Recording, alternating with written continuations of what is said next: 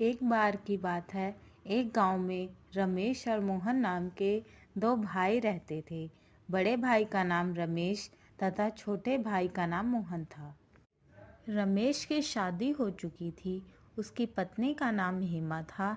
हेमा बहुत ही कुटिल स्वभाव की थी। वह हमेशा अपने पति से मोहन की बुराई करती रहती थी, लेकिन मोहन बहुत ही अच्छे स्वभाव का था। वह हमेशा ज़रूरतमंद लोगों की मदद करता था। वह जंगल में रहने वाले एक साधु को रोज़ फल व सब्जियां देने जाता था। एक बार की बात है, गांव में कई महीने तक बारिश न होने के कारण खेतों में सूखा पड़ जाता है, जिसके कारण खेतों में कोई फसल नहीं हो पाती है। फसल न होने के कारण उनके घर में अनाज की तंगी हो जाती है। एक दिन रमेश की पत्नी रमेश से कहती है, हमारे पास अब अधिक अनाज नहीं बचा है, जो था वो खत्म हो चुका है। इतना ही अनाज बचा हुआ है। इतने अनाज में हम तीनों का गुजारा कैसे होगा? दूसरी फसल तैयार होने में अभी कई महीने लग जाएंगे। क्यों ना हम मोहन को अलग कर दें, जिससे हमारा गुजारा आराम से हो जाएगा। फिर रमेश हेमा से कहता है, तुम सही कह रही हो। हमें मोहन को अलग कर देना चाहिए ताकि हम अपना गुजारा कर सकें। फिर वह मोहन को आवाज़ देता है। फिर उसकी पत्नी बताती है, मोहन घर पर नहीं है, वह कहीं बाहर गया है। लेकिन मोहन साधु के पास गया था। जब मोहन घर वापस लौटता है, तब घर पहुंचकर रमेश की पत्नी से कुछ खाने को मांगता है। तब उसकी पत्नी कहती है, आज कुछ खाने को नहीं है। जो अनाज था वो खत्म हो चुका है। अब मैं खाना कहाँ से लाऊं? तब तक वहां रमेश आ जाता है।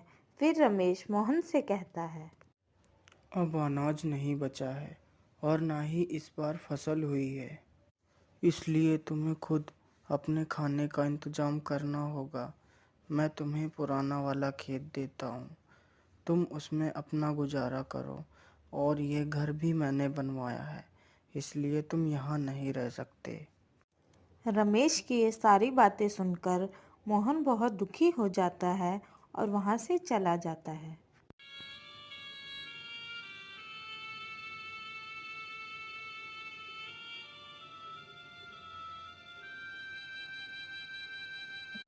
और साधु के पास पहुंचता है। फिर उसे सारी बात बताता है। आज के बाद मैं आपके लिए कुछ नहीं ला पाऊँगा, क्योंकि मेरे पास खुद कुछ खाने को नहीं है और मुझे बहुत तेज़ भूख भी लगी है। मोहन की यह बात सुनकर साधु बोलता है, बेटा, तुम चिंता मत करो, मैं तुम्हारे लिए कुछ खाने को लाता हूँ।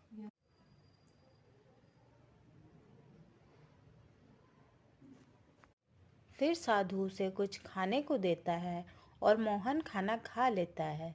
फिर साधु उसे एक जादुई घड़ा देता है और कहता है, बेटा, ये घड़ा लो। तुम इस घड़े के सामने अपनी जो भी इच्छा प्रकट करोगे वह पूरी हो जाएगी। लेकिन याद रखना, अगर इस घड़े के सामने अन्य व्यक्ति ने अपनी इच्छा प्रकट की तो उसकी मृत्यु हो जाएगी। ठीक है बाबा, मैं इस बात को याद रखूंगा। फिर मोहन वहां से घड़ा लेकर अपने खेत के पास पहुंचता है और घड़े से कहता है, हे जादुई घड़े, मेरे लिए एक घर बना दो। फिर घड़े के जादू से उसका बहुत सुंदर घर तैयार हो जाता है। ये देखकर वह बहुत खुश हो जाता है। फिर वह घर के अंदर जाता है।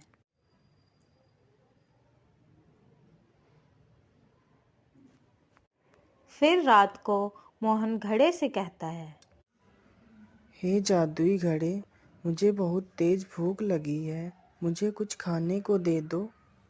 जैसे ही मोहन खाना मांगता है, उसके लिए तुरंत एक खाने से भरी हुई थाली प्रकट हो जाती है। फिर वह खाना खा लेता है और सो जाता है। फिर एक दिन रमेश अपनी पत्नी से कहता है, पता नहीं मोहन इतने दिनों से कहाँ है, दिखाई ही नहीं देता। फिर उसकी पत्नी कहती है, हमें क्या मतलब है, कहीं भी रहे। फिर एक दिन रमेश को गांव का एक व्यक्ति बताता है कि मोहन पुराने खेत में रहता है और उसने वहां एक बहुत अच्छा घर बनवा रखा है और वह बहुत अमीर हो गया है। यह सुनकर रमेश चौंक जाता है और वहां से चला जाता है।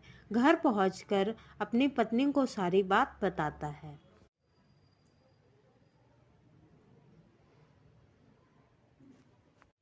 फिर रमेश की पत्नी उसे कहती है, ये कैसे हो सकता है, इतनी जल्दी वो अमीर कैसे हो सकता है। अभी कुछ दिन पहले हमने उसे अलग किया था। फिर रमेश कहता है, हमें जाकर पता लगाना होगा कि वह इतना अमीर कैसे हो गया। फिर वह दोनों रात को मोहन के घर में देखते हैं कि मोहन जादुई घड़े से खाने को मांगता है। फिर घड़े से खाने की थाली आ जाती है। यह देखकर रमेश सोचता है। अच्छा, तो ये इस घड़े से अमीर हुआ है। फिर मोहन खाना खाकर सो जाता है। फिर रमेश घड़े को चुरा कर ले जाता है और सुबह होते ही उस घड़े से कहता है, हे जादुई घड़े, मुझे बहुत सारा सोना दे दो। जैसे ही रमेश अपनी इच्छा घड़े के सामने प्रकट करता है, उसकी तुरंत मृत्यु हो जाती है। यह देखकर उसकी पत्नी जोर जोर से रोने लगती है और कहती है, हाय हाय, ये क्या हो गया आपको, हे भगवान, ये क्या कर दिया आपने। फिर वह दौड़कर मोहन के पास जाती है।